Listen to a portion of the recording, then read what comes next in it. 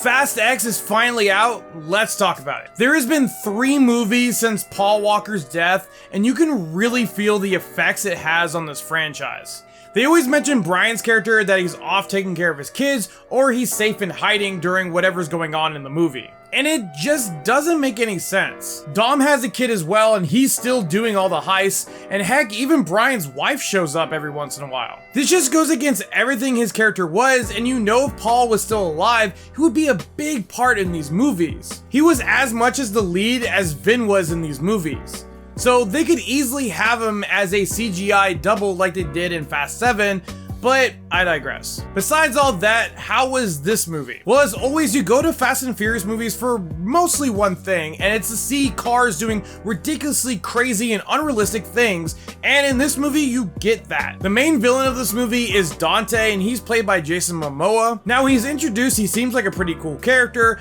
Dom and the crew stole from him back in Fast 5 when they stole the bank vault, and unfortunately killed his father, and that's why he's hunting down Dom for revenge. Well, for whatever reason, it took him 5 whole movies, and now he wants payback for stealing the vault and killing his father. His character was honestly all over the place and made this movie worse. I don't know if it's because Dante said he got knocked in the head when he was in the accident, and that's why he's so crazy, but it just doesn't make any sense. Sometimes he's super serious and menacing, and this is what Jason excels at. This is probably the best version of Dante. But then you have him playing this overly flamboyant, cartoonish, and sometimes childlike version of Dante, and it just is so weird. He's just all over the place in this. Sometimes he's really cool, and then other times he's blowing a raspberry at Dom, calling him a doo-doo head. It sucks because he does come up with some really ingenious plans to screw with the crew in this movie. The story in this is also kind of split into 4 stories that are kind of merging into one. You have Dom, you have Letty, the crew, and Jacob taking care of Dom's son. All the scenes with Dom are pretty great. Letty isn't in this movie as much as I would like, but the scenes that she gets are pretty badass. The crew scenes were pretty hit and miss. Some of them were kind of funny, some of them were kind of lame and boring. Like they could have done without the whole computer store scene. I think they could have edited that out completely. Jacob with the kid kind of felt like a whole different kind of movie, and also it's weird because Jacob was like this badass mercenary who was like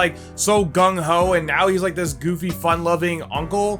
It's just a weird turn in his character arc. Jason Statham comes back for literally like 5 minutes. Granted, he does have a really cool fight scene, but it's Jason Statham, so that's kind of warranted. Scott Eastwood's character shows up and then just suddenly disappears randomly. I think Cypher was underused in this. There's a death that happens in this movie that was just really unneeded and could have just completely been avoided. I just don't see a reason why they did this, and I just felt like the actor just wanted to be written off, so they asked him just to kill them off. The action scenes, as always, are balls to the wall crazy, and there are some really cool car stunt scenes in this. The stuff Dom does with this car is ridiculously crazy, and it's just fun. I thought when we were in Rio de Janeiro, we were gonna get this badass race scene, and it really set it up to be like the original Fast and the Furious movies, but then the race was cut really short and we didn't get really any race at all, so that was a big bummer. It's really sad that we haven't gotten any really good races for a really long time in this franchise. In all, the story was alright. The villain was the worst part of this film, which I think hurts it the most because he's like the main part of the whole movie. The action was really good, and the sense of family is always nice to see. Unfortunately, the movie just kind of fell all over the place and telling too many stories at once.